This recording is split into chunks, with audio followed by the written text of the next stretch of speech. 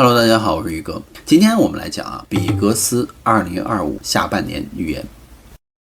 那在2025年呢，预言家布兰登·比格斯呢，便在他的新年预言中投下了一个重磅炸弹。他明确地指出呢，加拿大的总理特鲁多呢，政治生涯已经进入了倒计时。但令人震撼的是呢，仅仅5天之后1月6日，特鲁多就宣布了辞职。当时比格斯的预言精准程度呢，着实令人称奇。但这仅仅是2025年的大戏的一个序幕而已。更引人注目的是，比格斯在这次的新年预言之中还罕见频繁地提及到了一些邪恶势力。他甚至预言呢，朝鲜的金家呢将面临土崩瓦解的命运。川普上任之后又会发生哪些重大的变革，以及东西方在巴拿马运河上的争端、财富的转移将如何的实现？比格斯在这次预言之中可谓是抛出了诸多的极具分量的分析。那比格斯预言就说，2025年将被称为是战争之年，是充满冲突。尤其是在东西方之间有一场激烈的对抗，这到底是怎么回事？以下呢，让我们进入2025年比格斯10大预言。那第一条预言呢，他说是全球经济面临严峻挑战，部分地区可能会陷入衰退。比格斯就预测呢，地缘政治冲突贸易摩擦、债务危机等因素呢，将对全球经济增长造成负面影响。比格斯首先提到了特鲁多，这不禁让人猜测，特鲁多的下台将是接下来一系列事件的开端。结果正如预言所示特鲁多果然辞职。那当时比格斯就曾预言特鲁多将被迫下台，因为他所带来的腐败已经到了令人触目惊心的地步。他说是神听到了加拿大人民的呼唤，所以比格斯引用神谕说，附在他身上的邪灵将被移除。这不禁让人怀疑特鲁多与邪灵之间或许存在着某种利益上的牵扯呢。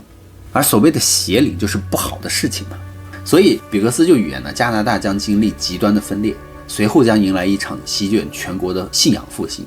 这将为加拿大带来全新的改变和腾飞。此外呢，比格斯还预言法国总统马克龙呢也将下台。他解释说这是因为他们正试图建立一个新的世界秩序。他说这是一种恶魔般的邪恶势力，他在欧洲产生了普遍的影响，而马克龙似乎正是这种势力在欧洲的领导者。他说呢，他在异象之中看到了他们所做的是阻碍了神的声音的传播，因此也将受到处理。之后呢，法国和整个欧洲都将迎来一个复兴的浪潮。以当前的这个全球局势形势复杂多变来看，以及地缘政治冲突贸易摩擦等实际问题的增长，都造成了一定的影响。所以比格斯的这一预言与当前的经济形势呢是有一定契合度的。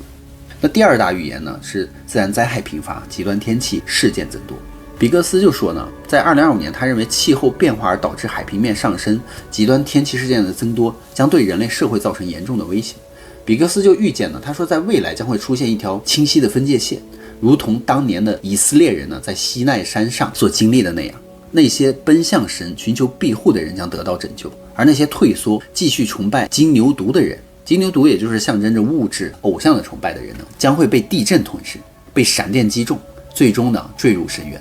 正如圣经所描绘的那些场景里面就说歌山地有光，而埃及呢却是一片黑暗。比格斯就说这是神在过去的一周向他所启示和展示的重要内容。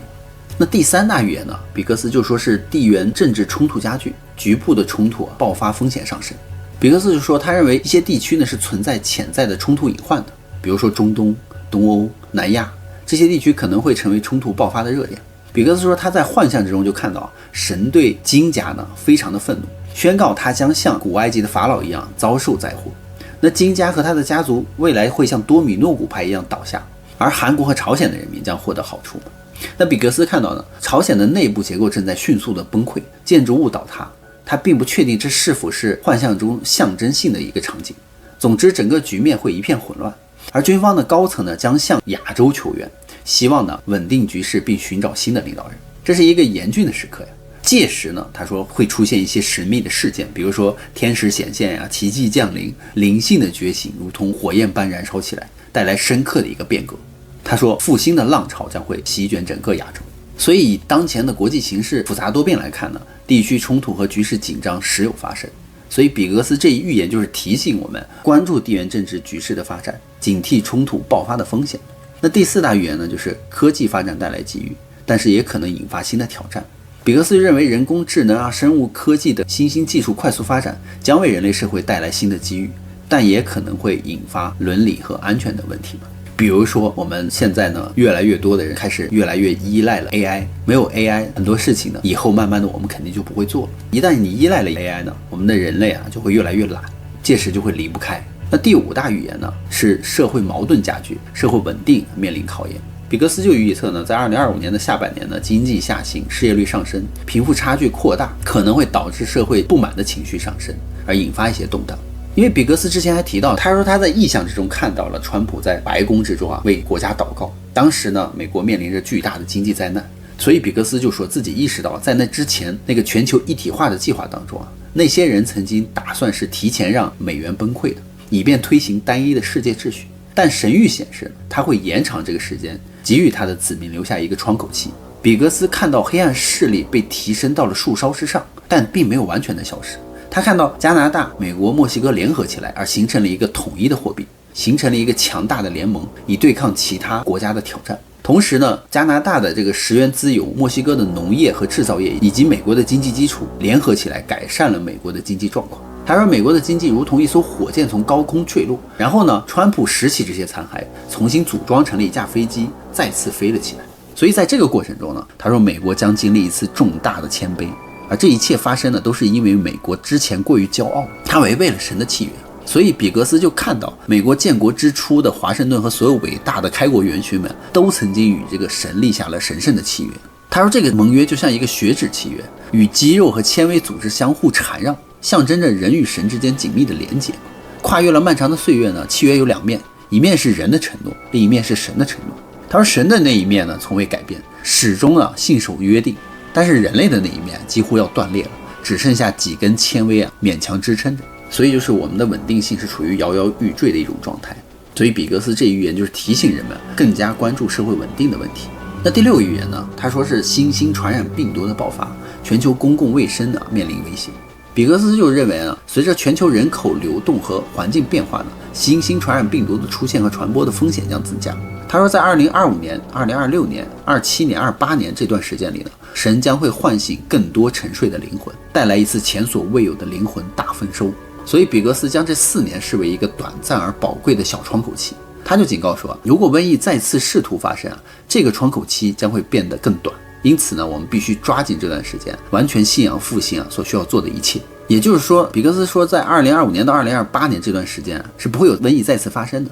他说这是神给人类的一个窗口期，让我们恢复的一个窗口期。那第7个预言呢，是自然资源更加短缺，环境问题呢日益严峻。比格斯就认为气候变化、人口增长、过度消耗等因素会导致自然资源枯竭和环境问题的恶化。所以比格斯就说他自己的国家里面的那个共和党和民主党都做了许多不尽如神意的事情，这不是全部人民的错。他说共和党也有责任，几十年来甚至几百年来领导层都存在缺陷，神完全有权利彻底的切断这个纽带，但神极大的慈悲坚守了契约。所以比格斯就看到，当内塔尼亚胡和川普之间形成一个前所未有的合作关系的时候这个契约得以挽救并巩固。一条发光的金线出现了，使得契约的纽带从2股变成了3股，因而慢慢的在加固。所以他说，美国看起来仍然是脆弱的，但对于以色列的祝福而使他获得了生机。因为圣经上说祝福以色列的，我必赐予祝福，而诅咒以色列的必诅咒他。而且他说，以色列人民是与上帝之间有一个跨越1000年的一个神圣约定的。而比格斯在之前的预言之中也多次提及到神对以色列的眷顾，而这一切的根源都深植于古老的圣经创世纪里面就记载亚伯拉罕之约，这是一个上帝对其选民以色列人的祖先亚伯拉罕以及其后裔所立下的神圣的应许。其核心内容就包括上帝将迦南地赐予亚伯拉罕以及其后裔作为永恒的产业，而亚伯拉罕的后裔将繁衍众多，如同天上的星辰、海边的沙粒，成为一个伟大的民族。那上帝还承诺将通过亚伯拉罕的后裔，地上的万国都将蒙受福祉。而作为回应以色列人需要以敬畏上帝、相信靠上帝的实际行动来彰显他们对这份神圣契约的尊重与遵守。所以比格斯就说，他仿佛亲眼目睹了这份承诺着古老希伯来文字的亚伯拉罕之约。而经历数千年的风霜其实上面已经覆盖了厚厚的历史尘埃。然而神向这份古老的契约吹了一口气，灰尘散去一切开始复苏，焕发出了勃勃生机。以色列的大地又重新披上了翠绿的衣裳，农业欣欣向荣，生机盎然。曾经战火频发的地中海沿岸竟然奇迹般的开出了难以想象的丰富天然气和石油资源，而呈现出一片繁荣昌盛的景象。那第8大预言呢，他说是国际合作面临挑战，全球治理体系呢受到冲击。比格斯就说，地缘政治冲突、贸易保护主义、民族主义等因素呢，将阻碍国际合作的进程，削弱地球治理体系的效率。比格斯也预见了即将发生的恐怖袭击，他就警告说呢，欧洲、加拿大、多伦多以及美国的宾夕法尼亚和纽约等地将发生强烈的恐怖活动，企图动摇世界的根基。同时呢，大地震、极端风暴、火山爆发等自然灾害呢，也会不断的发生。他说他在幻象之中就听到他的耳边不断的回响着战争的警报声，所以他就指出呢，当这些灾难和冲突发生的时候呢，那些原本沉睡的人将开始醒来。那第9大预言呢，比格斯说是金融市场的动荡加剧，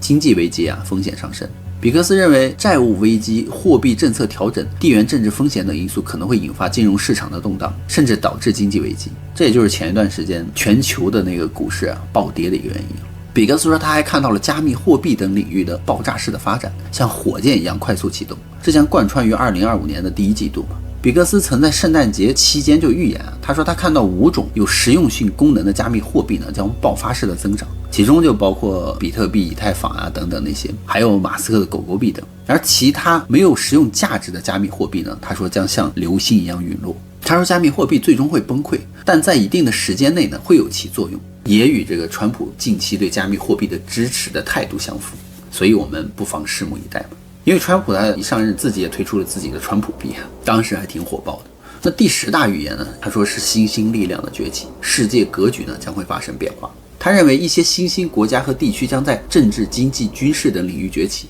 对国际格局产生影响。比格斯就看到川普挥着鞭子约束着一些动物，这会带来改变，并通过这种权力呢，在全球范围内掀起一场巨大的灵性觉醒。然而神也明确地指出鞭子不是枪，那些动物暂时会低头，但不会消失它们仍然在活动，只是暂时被震慑住了而已。因为比格斯说他就看到了一头象征着俄罗斯的熊暂时坐了下来，虽然它仍然准备咆哮和行动，但这暂时的停顿呢，为俄罗斯复兴提供了一个窗口。比格斯说他看到旭日正在从亚洲的东部冉冉升起，光芒四射，人们开始祈祷，这似乎就预示着亚洲东部的问题不会很快结束，但神会给予巨大的庇护。比格斯看到川普独自站在那里挥舞着鞭子，看起来非常疲惫，因为世界上的压力都沉重地压在了他的肩上。而他看到的幻象中的神谕显示呢，他不能够独立完成这些任务，需要更多的人帮助和祷告。这也是比格斯这一预言呢，就反映了国际关系和世界格局的一些影响。反正总而言之呢，比格斯就预言2025年将会呈现2种截然不同的景象。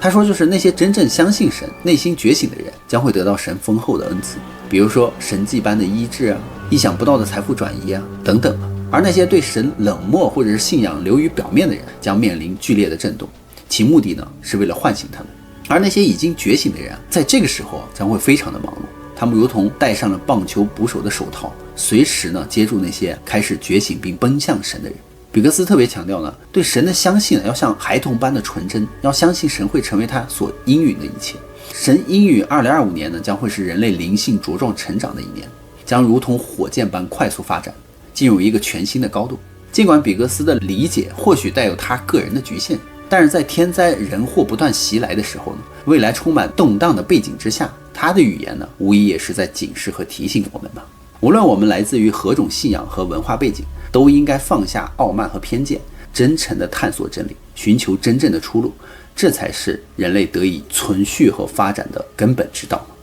大家觉得呢？那么好了，故事呢，宇哥也就讲完了。别忘了订阅关注宇哥的频道，看后续更多精彩内容哦。